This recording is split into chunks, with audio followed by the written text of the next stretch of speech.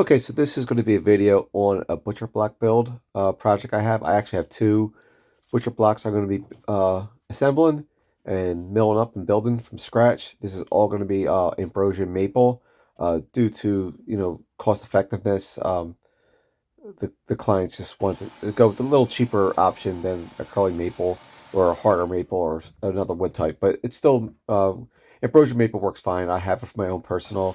Um, Butcher blocks that I've had for about 6, 7 years with no issues so far, and they seem to work pretty well. And if you use edge grain or end grain, either one, you should have better results. So we're gonna start out with milling up this lumber.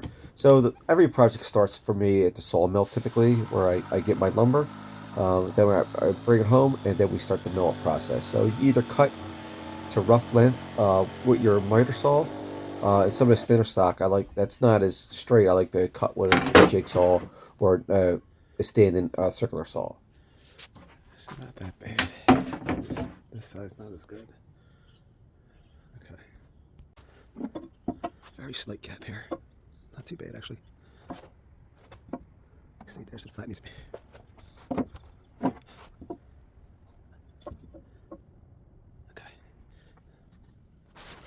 Okay, so here I'm just getting my reference points for my straighter edges, and we're going to get a straight edge with the jointer and also a flat face if possible.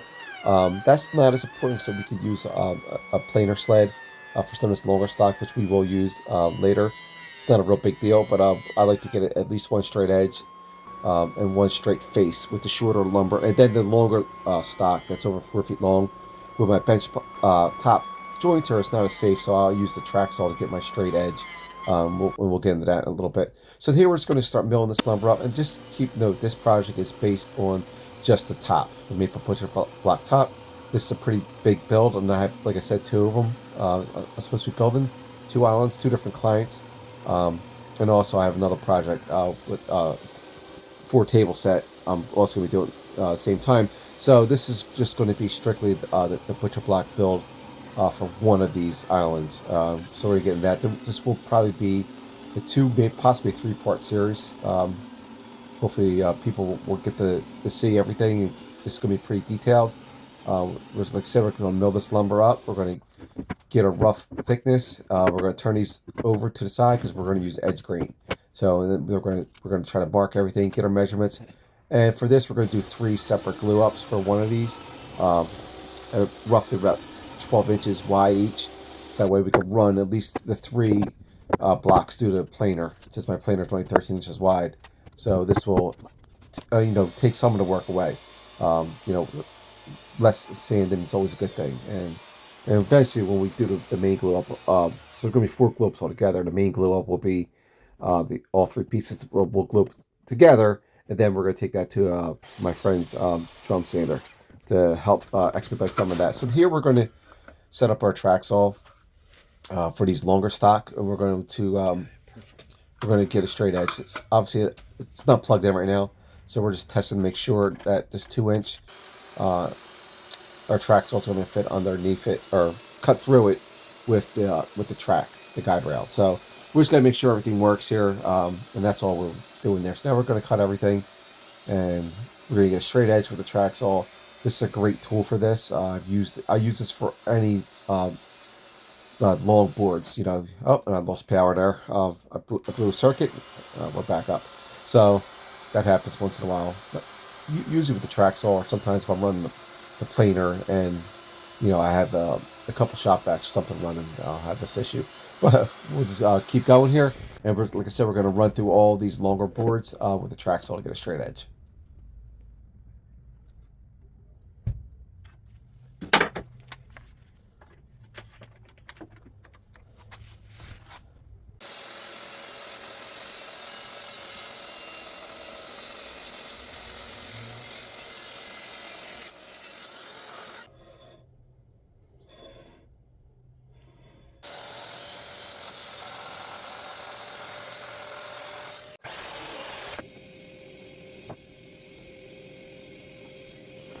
So the one thing you're going to notice in this video, I'm going to be laying these boards out a lot to get pattern I like. There's not going to be any rhyme or reason to the pattern. It's not going to be like a true subway tile pattern, but I'm going to stagger these boards to give a little true butcher block look.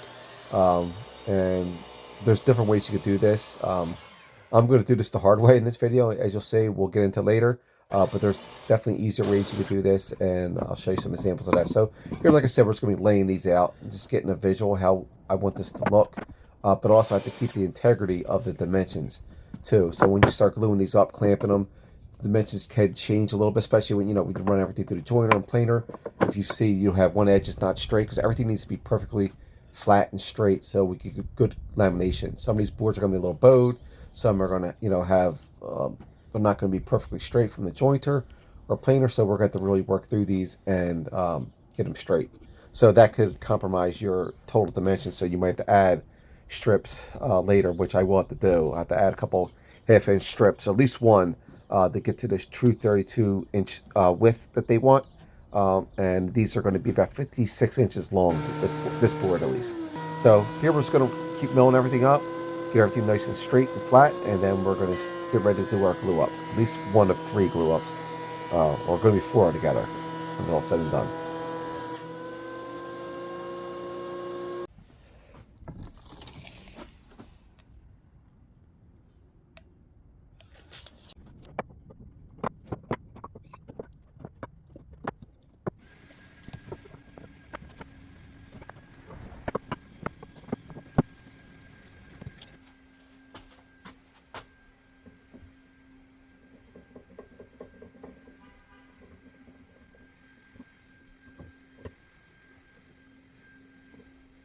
Okay, so this was probably a little unnecessary, maybe a little stupid.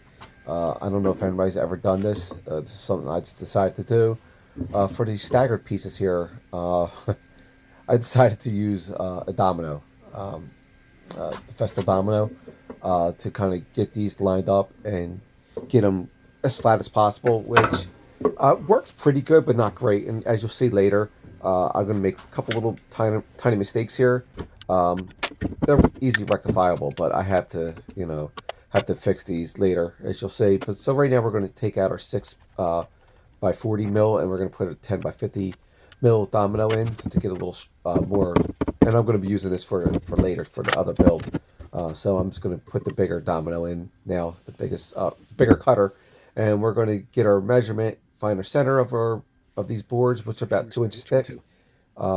And then we're going to put our mortises in the center, and we're going to try to laminate these the hard way. There's easier ways to do this, but this is the way I decided to do these, because they're such long boards. I want to keep them nice and strong, and I don't want them separating. And it ultimately it worked, but I definitely made my job a little harder than it needed to be.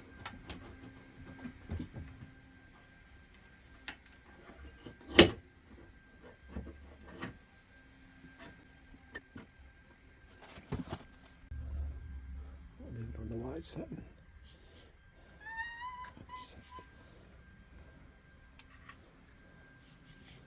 This.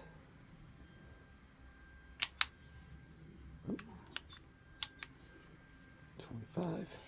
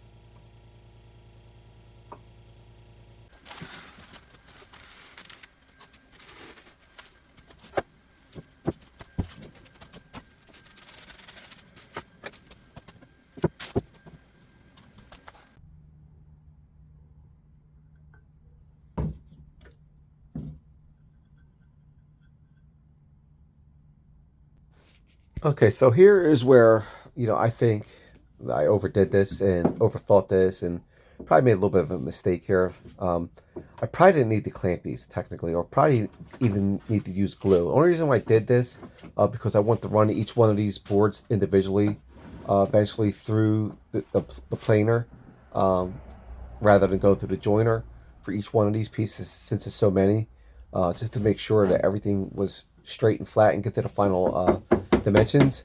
So I figured it'd be easier to do it. Well, it wasn't, but I figured it'd be easier to do it if I glued these up. I probably didn't need to glue them. I probably could have just put the domino in and then, or before I did put the domino in, because just ran each piece through individually, laid them out, and then just put the domino in just to help seal them without using the glue and clamps here. The clamps, the problem with the clamps are it worked good, but at some of the boards it kind of bowed them out a little bit. Really see the joint. Even though I do put weights on them and everything like that, but I it didn't want it definitely that good. bowed them out a little bit. I want to be able to see the joint a little And bit. with that, it just made my job a little harder. It was kind of overkill. I didn't need to do this. I probably could, like I said, just put them in.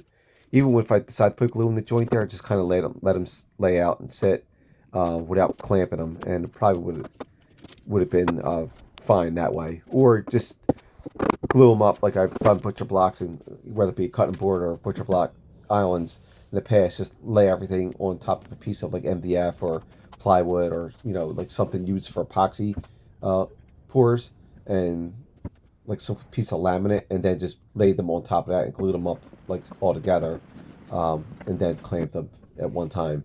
But this is just something I just thought I would do, make sure I had real strong seamless joints going side by side and also long ways. Like I said, ultimately worked here, but you see a little bit of bowing. So we're just gonna run this through the planer more than I wanted to, which is the reason why we're gonna have to add strips later to get to the final 32-inch dimensions. Because we end up losing about half inch having to do this to fix this. But like I said, it did work ultimately and came out real nice. And I feel like I really have a strong joint side to side, and also the long way. So now we're gonna start doing our glue ups. Here we're just gonna laminate these. We're gonna be using parallel clamps, pipe clamps, some cawls, um, and just try to get everything as flat as possible, straight as possible, without messing up our dimensions here. All right, so here we go.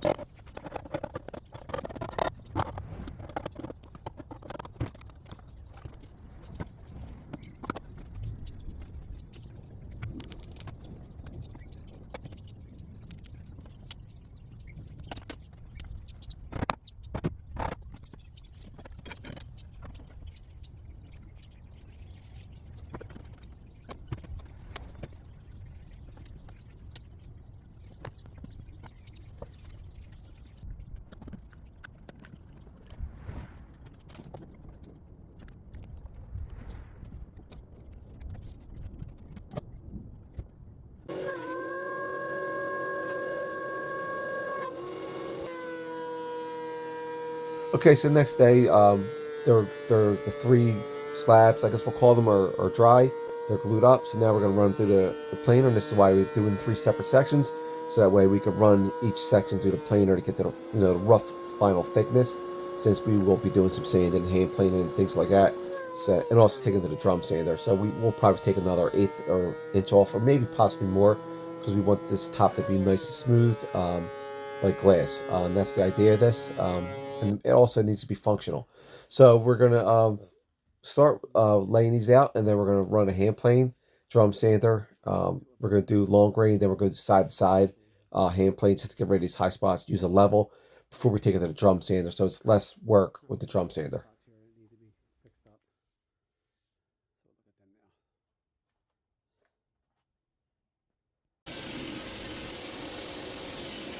So here I'm going to add some little strips here, at least one, to get to the final dimension of 32 inches. And this is what happens when you kind of plane it and join everything and fix that bone issue we had earlier. We had to add this strip to get to our 32-inch dimension of for the width. So it's not a big deal. It looks better, I think, this way sometimes, and it's in the center. I like to hodgepodge it anyway. There's a couple other thinner strips that I did in the three glue up, so it kind of evens it all out. All right, so let's go. We're gonna do our big glue up here. We're just gonna use pipe clamps, parallel clamps, some cawls, get nice even pressure. It's the next day. We're going to take them out of clamps, and now we're going to start doing a lot of cleanup.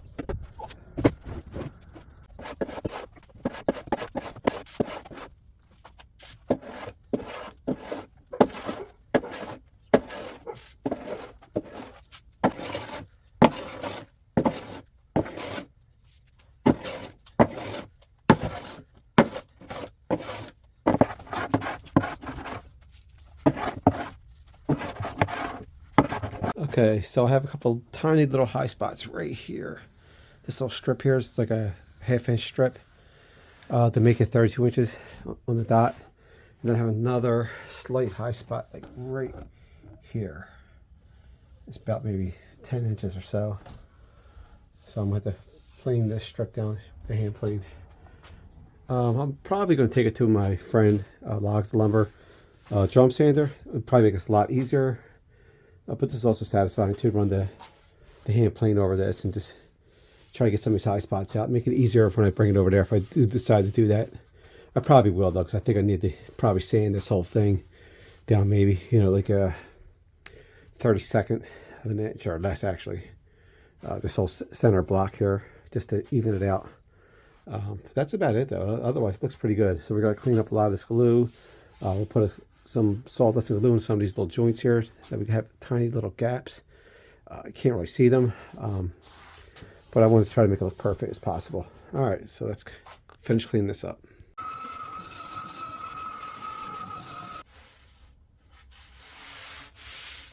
Right there, little goalie.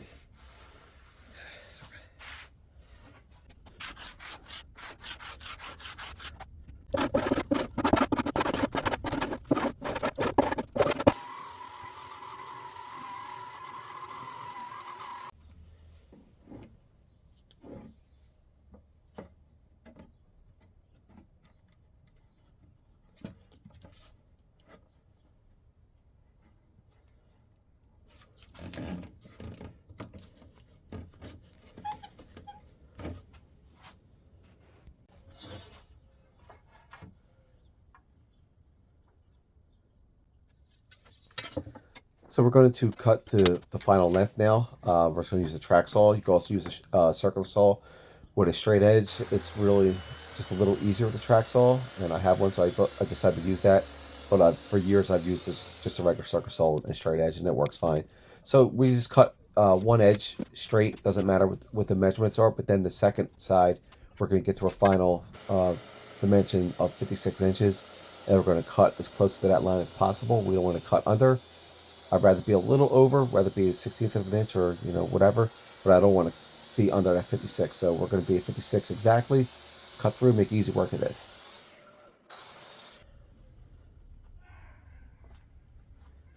Okay, so now we're ready to take this to the drum sander. Let's do a little orbital sanding at 60 grit. So now we're going to take this to the big drum sander. This is my friend Earl.